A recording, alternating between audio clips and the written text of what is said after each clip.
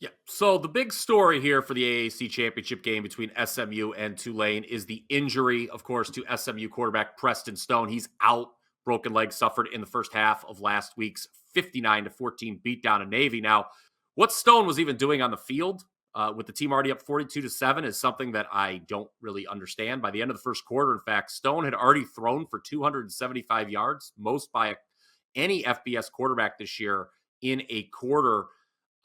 The Mustangs, they'd scored on 7 of their first 8 drives. Defense had forced 5 3-and-outs.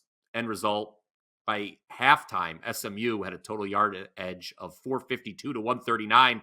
So again, I don't know what Stone was doing out there. It really stinks because with him in there, I think the Mustangs would be a very live dog. Honestly, they probably would have been a borderline 5% play for me with Preston Stone in the lineup. They have a much better yards per play differential in conference play than does Tulane.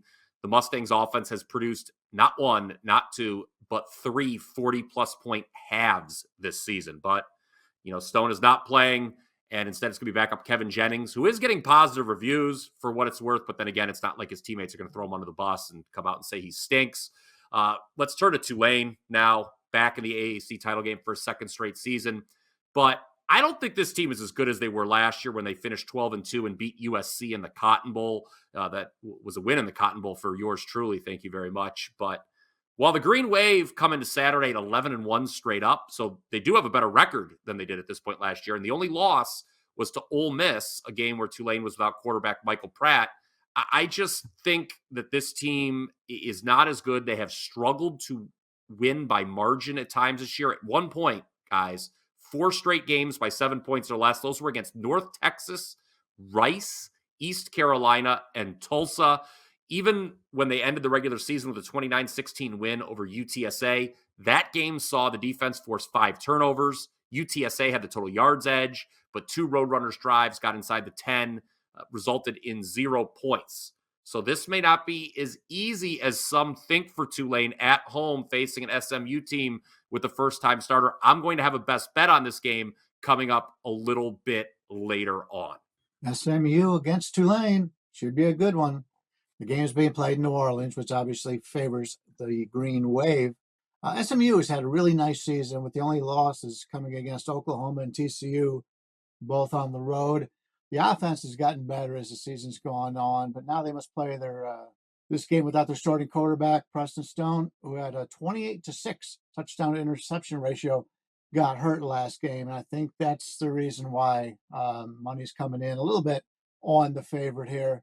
The Mustangs run the ball well, but the Green Wave allowed just 2.95 yards per carry. This is also a team that's well disciplined, with only 464 penalty yards compared to their opponents' 811. Now, that said, Tulane's only loss this season came while hosting Mississippi. They currently have a 10-game winning streak. We really like the job that Tulane does defending the pass.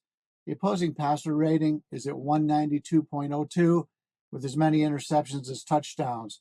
The Tulane's done a very good job against the pass. So this one all comes down to, it looks like a tough matchup for us offensively for SMU, which is funny to see coming off a team that just scored 59 points in their last game. But the sharp bettors saw the same thing we have, and the total has dropped 5 points.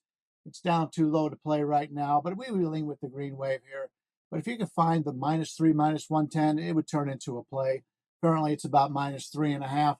Don't like to lay that hook in what we consider to be a lower scoring game. So just an opinion as of right now on the favorite.